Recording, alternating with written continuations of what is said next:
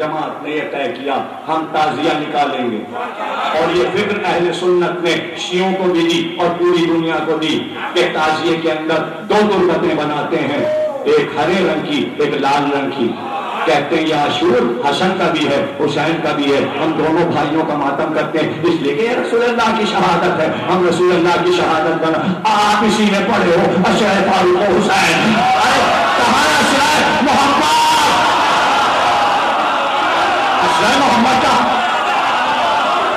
اشرف محمد کا رسول اللہ کا اشرا تو پڑھو، وہ رسول اللہ کا شہر جب ربیع الاول میں آتا ہے تو آپ عید منا لیتے ہیں، شہادت کو مناؤ گے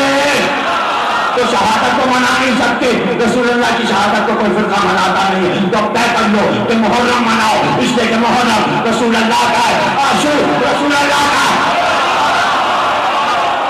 یہ تعزیے رسول اللہ کے ہیں، یہ علم رسول اللہ کا ہے،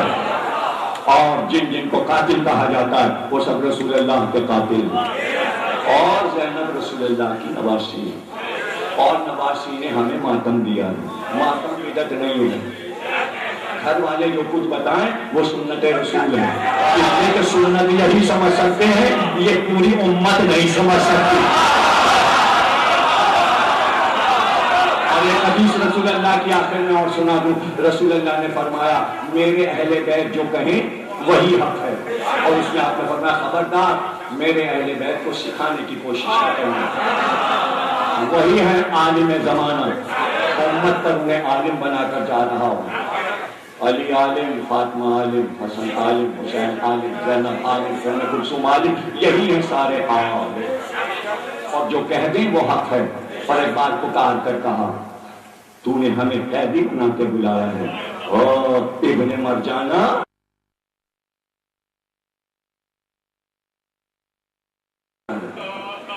جناب سید سجاد کا خطبہ، دربار دل کے رہ گیا، دربار پہ اوس پڑ گئی، اب کیا ہوتا اب کیا کرتا، اب اس کے ہاتھ میں کیا تھا، سب کچھ تو نکل گیا، شجرہ ظاہر ہو گیا سامنے، اور اس کو مرزا غدیر نے مصرع بنایا ہے، اور کہاں پر کہا جب ہانی کو بلایا اور ہانی سے نجات نے پوچھا مسلم کہاں چھپے ہیں، تو آپ نے فرمایا مر بھی جاؤں گا تو مسلم کا پتہ نہیں بتاؤں گا، تو اس وقت یہ مصرع غدیر نے اپنے مرثیے میں دیا، مر جانا کے بیٹے تجھے مر جانا تھا لازم، کیا کوئی ایسا زمانی مصرع، مر جانا کے بیٹے تجھے مر جانا تھا لازم، ہاں اسے مر جانا چاہیے تھا، مر جانا چاہیے تھا، جو کچھ وہ بول رہا تھا دارالامارہ میں، اور پھر اب کیا پڑھیں کہ کیا مظالم گزر گئے، یہ قیامت کا دربار تھا، کوفے کا دربار قیامت کا، اس طرح آئی تھی حضرت زینب دربار میں کہ اس وقت آپ آئیں قیدی بنی ہوئی، تو تمام بیویوں نے حضرت زینب کو اپنے حلقے میں لے لیا، کنیزوں نے اصحاب و انصار کی بیویوں نے جناب زینب کو حلقے میں لے لیا، بس آگے نہیں پڑھ سکتا، رواں رواں کانپ جاتا ہے، آپ کا سنا ہوا ہے، ہزاروں بار کا سنا ہوا ہے، تقریب کے آخری جملے، ایک بار اس نے کہا شمر سے تعارف کرا کون ہے، نام لے لے کر شمر نے بتایا یہ کون ہے، یہ کون ہے، اللہ میری زبان جل جائے، میری زبان جل جائے،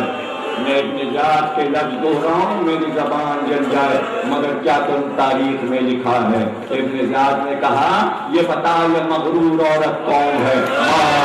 معاذ اللہ معاذ اللہ، ایک بار شیخ نے کہا یہی کونی کی بڑی بیٹی زینب ہے، یہ سر پیٹنے کا مقام ہے، یہ سر پیٹنے کا مقام ہے، ایک بار اٹھا اور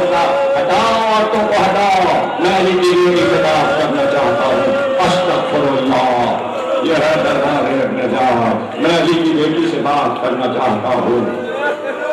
مگر بیویاں نہیں ہٹی شہزادی کو چھوڑ کر، ایک بار شمر آگے بڑھا اور تازیانے چلنا شروع ہوئے، ارے تازیانے چل رہے تھے، بیویاں گر رہی تھی، زمین پہ بیویاں گر رہی تھی، مگر ہائے पिज्जा कोड़े खाती रही मगर बीबी के सामने से नहीं हटी। एक बार इब्न ज़ाद ने कहा इस औरत को भी हटाओ, ये जो दूसरी औरत खड़ी है इसको भी हटाओ, नानी की बेटी से बातें करो, मगर वो नहीं और कोड़े खाती रही। इब्न ज़ाद अपनी तलवार लेकर उठा और पिज्जा की तरफ आया, कहा इसकी गर्दन उड़ा दूंगा वरना ये हमने मैं बात करना चाहता हूं अली की बेटी से। एक बार पिज्जा मुड़ी और मुड़कर देखा कि इब्न ज़ाद के पीछे तख्त के हबशी गुलाम तलवारें लिए खड़े थे। एक बार पिज्जा मुड़ी, कहा तेरी कौम के हबशियों तुम्हारी